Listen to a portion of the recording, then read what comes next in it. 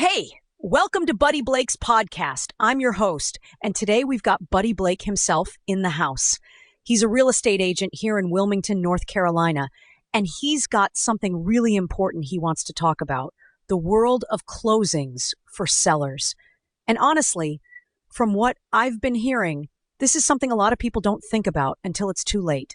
So, Buddy, thanks for being here, man. Hi, my name is Buddy Blake, and I'm a real estate agent here in Wilmington, North Carolina.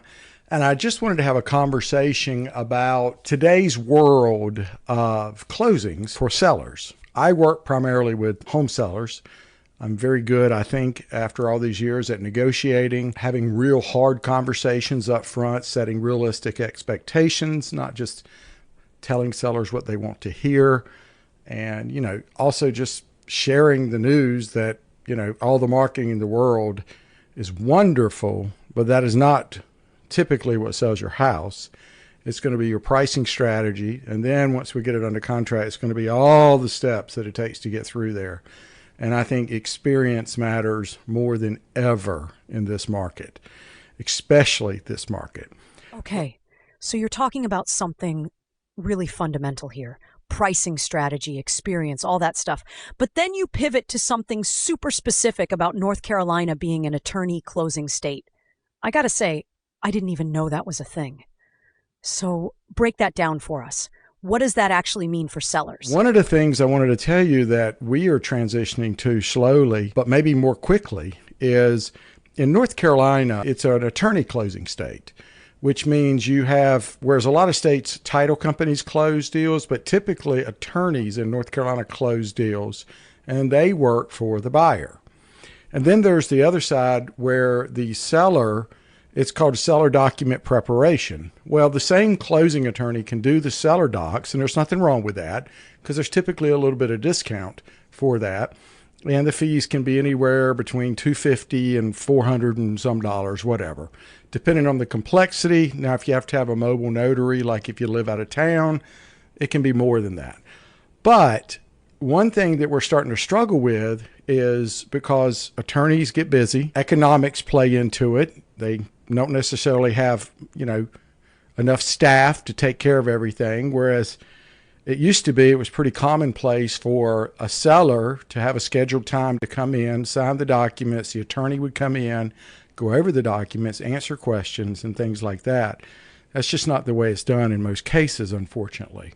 Now, literally, we had an instance where it could be done in a reception area right in front of other people, which was very not good. And it's just not the way they do it. They just tell you to come by any time.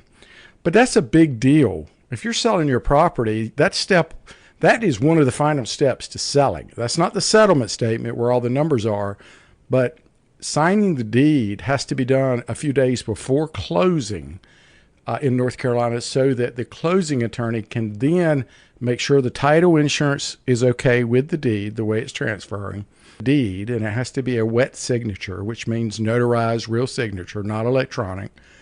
And then it has to be recorded at the county registered deeds office. And that is a tremendously important instrument, and it has to be done a few days before closing so that everybody can approve it. If there's a lender involved, if there's a title company involved, which there's always going to be a title company involved, and the closing attorney has to approve it. Wow. Okay. So you're saying that the way it's been done, where the buyer's attorney just handles the seller docs on the cheap, is starting to show some real cracks. And you're moving toward actually having sellers get their own representation. But here's what I'm curious about. You mentioned this case you just closed today with all the estate stuff and the step-up basis complications. That sounds like it could have gone sideways pretty quick without the right attorney. Tell us about that situation. So with that said, we are moving back to, and we're finding some attorneys that are prepared to do this, where it's actually seller representation. It costs a seller a little bit more money, and they don't have to do it. They can still go that route. But there's so many questions that need to be answered. And as a real estate agent, I can't answer definitively tax information, step-up basis. I can give them words to ask and questions to ask and point them in directions where they do need an attorney to talk through things. And to give you an example, we just closed one today, and it was a family situation. It was an estate, which there's a lot of those. And there's all kinds of step-up bases involved. And it was actually a few different transactions all put together, and it kind of dominoed. And I sent them to an attorney that I've known for going on 30 years. He's a friend of mine. He is working, but he doesn't do closings anymore, but he represents sellers, and he does a lot of commercial deals, writes leases, subdivision stuff, very complicated stuff.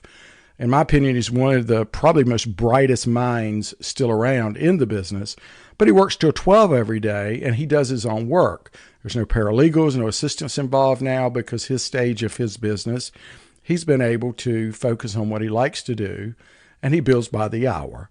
So to give you an example, in this situation, come to find out, and of course we don't know it, there's situations where estates aren't closed properly by another attorney, deeds aren't cut, step-up basis aren't done, and all of these things can have tax consequences, not just for the sellers now, but for generationally.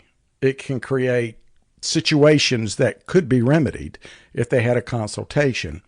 So I just had one today, and it went really well, and it got a little bit complicated, to be honest, on our side because of all the moving parts.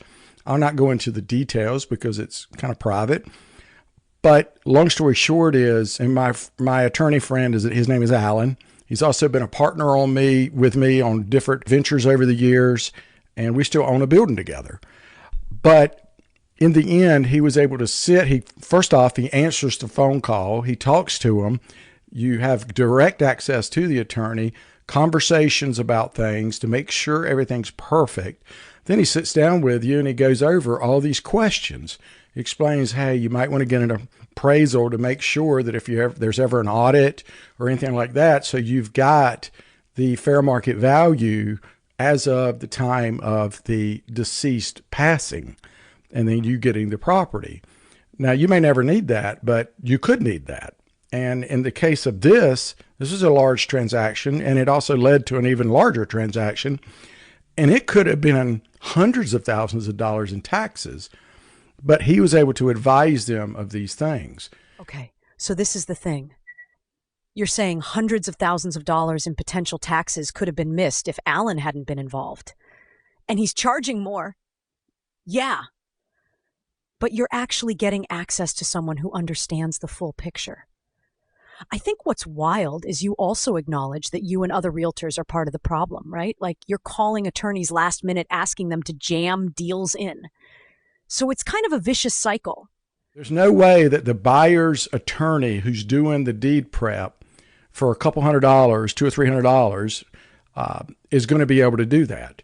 First off, you're likely not going to get a slotted time to come in, and you're probably may or may not be able to get the attorney on the phone. And I just had a recent situation. I was trying to close a deal and I couldn't get attorneys on the phone. And I'm involved in the transaction as a real estate agent. And that's no slant on attorneys. A lot of them are understaffed because things have started picking back up. And, when things slow down, we all have to make decisions and cut back. Well, now you got to get the staff back. You got to get them trained. Well, that takes time. And then it's hard to say no to opportunities.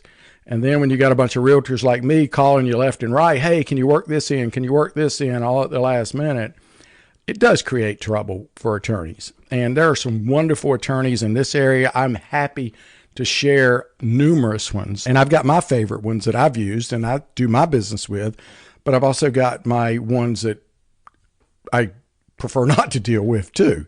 Nothing against them personally. It's just, it doesn't happen well. But I just want to tell you that if you're a seller and you're selling a piece of property, now if it's a simple transaction, no big deal, you live there, all these things, there's nothing wrong with letting the buyer's attorney doing the seller documentation. Nothing wrong at all about it. But if there's any complication, if there's an estate, if there's inheritance, if there's tax implications, if there's flaws in the title, if there's liens, if there's judgments, it really behooves you to get seller representation with an attorney. It will cost you not thousands of dollars more. I'm talking about going from $400 to maybe $600 or $700. And that way you actually get some time to ask questions, make sure you're doing it right. And so many times it blends in the questions around other things that you need planning for. Hey, I was thinking about, I need some help for this. Maybe you need a life estate. Maybe you need a trust. You want questions about it. They can also answer those questions. But if you just do it the way it's going now, which everybody's just thinking about cheap, cheap, cheap, you never really get that professional advice. And we're going to start moving back to that and slowly. I love that you're being honest about that. You're not just blaming attorneys. You're saying, hey, we're doing this too. But the bottom line is, and correct me if I'm wrong, if there's anything complicated about your sale, you should probably invest a couple $100 extra to get your own attorney who actually has time to sit down with you and think through the whole picture, right? Process down just a little bit. We're going to offer it. Obviously, our seller clients have the decision to do whatever they want to do, but I am finding it more and more valuable to put it in the hands of an attorney that will make the time to schedule the time, and they're charging for the time, to sit down, have a conference, and talk through things, not just in the lobby, have someone sign, notarize here. So again, that is not a slant on that process. That is the way we've done it for years. It is the way most of the transactions are done, at least in our area in North Carolina, a tremendous amount of them. But I know that we are working into doing that and having those conversations with sellers on the front end, because some of these things, once you close it and you're done, you can't go back and fix it. So you need somebody that's an attorney that really understands all this stuff and the unintended consequences to get this done. So if you're selling a house and you're not with me, that's fine. I'm happy to share who I would recommend. And there's a couple, but there's one in particular. But otherwise, I'm glad to have a conversation about this. And again, I really want to say there's some great attorneys that we work with in this town, and I've worked with for decades, and they're fantastic. But they can't do everything, because I'm sitting here saying this, but then I'll pick up the phone and I'll call an attorney and say, hey, can you jam this deal in? Which, all of a sudden we got this cash offer and it needs to close in 10 days. Can you do the title search? Can you get everything done? And so they're doing those things too. So we're talking out of both sides of our mouth a little bit as realtors, because, it's easy to complain about getting it done, access and things like that. But the other side of it is we're jamming stuff on them at the last minute. But anyway, seller representation, it's not normally done. It is always done on commercial deals, interestingly enough, or development deals. And I think that it's worth a few extra $100 as a seller to make sure everything is done well and done properly, especially if there's estates involved, trusts involved, anything that could potentially be tax implicatable. Buddy, I really appreciate you coming on and laying this out so clearly. It's not just about saving a few bucks on closing costs. It's about protecting yourself from mistakes that you literally can't fix after the deal closes. And that's something every seller needs to hear. Thanks so much for being here and for sharing who you'd recommend too. This was really valuable.